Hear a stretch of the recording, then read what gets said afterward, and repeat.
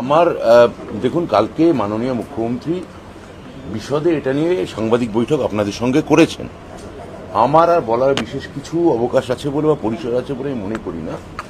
আমি খালি একটা কথাই বলতে পারি, আজকে তো স্কুল সার্ভিস কমিশনও সাংবাদিক বৈঠক করেছে, ফলে যা মূল কথাটা লিগ্যাল বা টেকনিক্যাল ক্লারিফিকেশন তো ওরাই দেবে।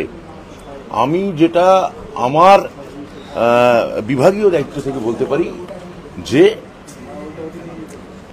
আমরা মুখ্যমন্ত্রী যা বলেছেন সেই অনুযায়ী সর্বতোভাবে আমরা বঞ্চিত এবং যোগ্য যারা আছেন তাদের পাশে আমরা সর্বতোভাবে থাকব, মানবিকভাবে থাকব, রাজনৈতিকভাবেও থাকব।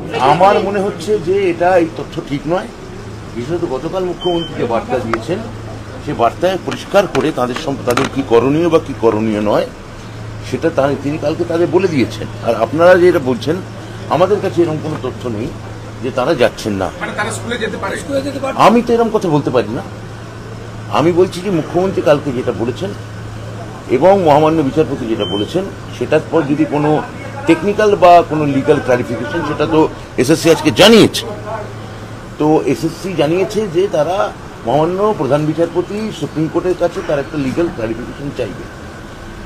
তো তার আগে মুখ্যমন্ত্রী যে মানবিক বার্তা দিয়েছেন, আমি আবার বলছি তার উপর সমস্ত শিক্ষককে বলবো ভরসা